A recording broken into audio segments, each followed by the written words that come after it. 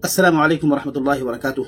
अगर हम ये चाहते हैं कि हमारा पूरा साल सही तरीके से गुजरे, हमें कोई परेशानी का सामना ना करना पड़े किसी भी एतबार से, तो लाजिम है, जरूरी है कि हमारा रमजान मुबारक सही तरीके से गुजरे, हम उसको सही तरीके से गुजारे। ये मैं नहीं कह रहा हूँ, ये हमारे नबी हजरत मोहम्मद सल्लल्लाहु अलैहि वसल्लम फरमा रहे हैं। हजरत अनस बिन मालिक रज़ियल्लाहु तआला अन्हु से रिवायत है, इब्न हिब्बान की रिवायत है कि अल्लाह के नबी ने क्या फरमाया, मन सलिम लहु रमजान सलिमत लहु सना, कि जिसका सही सलामती के साथ, अच्छी इबादत के साथ, लोगों के एहतराम के साथ सही तरीके से रमजान मुबारक गुजर गया, तो उसका पूरा साल सही तरीके से गुजरेगा। ये मैं गारंटी लेता हूँ, अल्लाह के नबी गारंटी ले रहे हैं, अल्लाह के नबी इस बात की जमानत दे रहे हैं। अगर रमजान मुबारक हमारा सही तरीके से गुजर गया तो अल्लाह के नबी की हदीस की रोशनी में 3 काम अगर हमने कर लिए, वो 3 काम तरतीब में बताऊंगा, उसको गौर से पूरा सुने और दूसरे लोगों तक पहुंचाएं।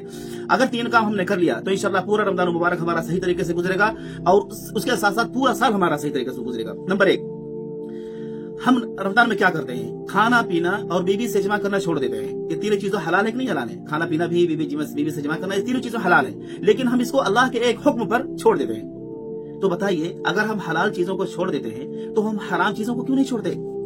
हम हराम चीजों को क्यों नहीं छोड़ते? खास तौर से जैसे आम दिनों में जो चीजें हराम है, रमजान मुबारक में बदर्जे हो रहा, वो हराम हो जाती है, अशद हराम हो जाती है, उसके अंदर और हुकूमत आ जाती है। तो उन चीजों को हम छोड़ें। मिसाल के तौर पर जैसे कि झूठ बोलना, गीबत करना, चुगलखोरी करना, जिना करना, रिश्वत लेना, रिश्वत देना, हराम कमाई का हासिल करना और हराम कमाई से इफ्तार कराना या दूसरों को उसमें देना।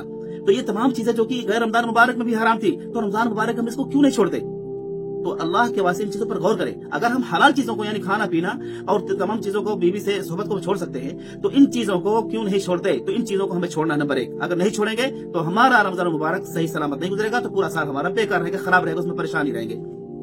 अल्लाह के नबी ने फरमाया, मा मिन साइमिन लैसा मिन सियामिही इल्ला अल-जू'।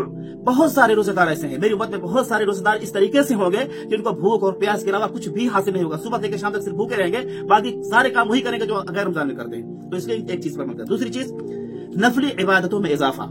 जैसे आम दिनों में हम नफली इबादतें जो करते हैं, उनके मुकाबले में रमजान मुबारक अगर आ जाए तो ज्यादा होनी चाहिए। अगर ज्यादा नहीं हो रही है नफली इबादतें, तो ये समझ लीजिए कि आपका रमजान मुबारक सही नहीं जा रहा। मिसाल को कुरान पाक की तिलावत, कुरान पाक इस महीने में नाजिल हुआ है, इसलिए कोशिश करें ज्यादा से ज्यादा कुरान पाक की तिलावत करें, नफली इबादतों का एहतमाम करें, तहज्जुद पढ़ें। तहज्जुद पढ़ना बहुत ही आसान है। सहरी के लिए जब उठते हैं तो उससे 10 मिनट पहले उठ जाएं और सहरी करें, तो इसमें बहुत ही आसान है। इसी तरीके से इशराक है, अवाबीन है, चाश है, इन तमाम नफली इबादतों का एहतमाम करें और सदका खैरात ज्यादा से ज्यादा दें। रमजान मुबारक में आम दिनों में हम जो सदका खैरात करते थे, रमजान मुबारक में उससे 10 गुना ज्यादा, 100 गुना ज्यादा बढ़ाइए। तीसरे नंबर पर आती है ज़कात। ज़कात इस्लाम का एक अहम रुकन है, अरकान खमसा में से आता है, इसलिए इसका खास ख्याल रखें कि रमजान मुबारक में ही ज़कात को दें, ताकि आपको याद रहे कि हाँ, हमें अपनी ज़कात इस महीने में दी थी, रमजान मुबारक में दी थी, तो हमें देना है। रमजान मुबारक में अगर आप ज़कात किसी को दे रहे हैं तो उसके मसाइल और नमाज मालूम करें, क्योंकि ज़कात किसी को अगर आप देंगे तो नहीं अदा होगी।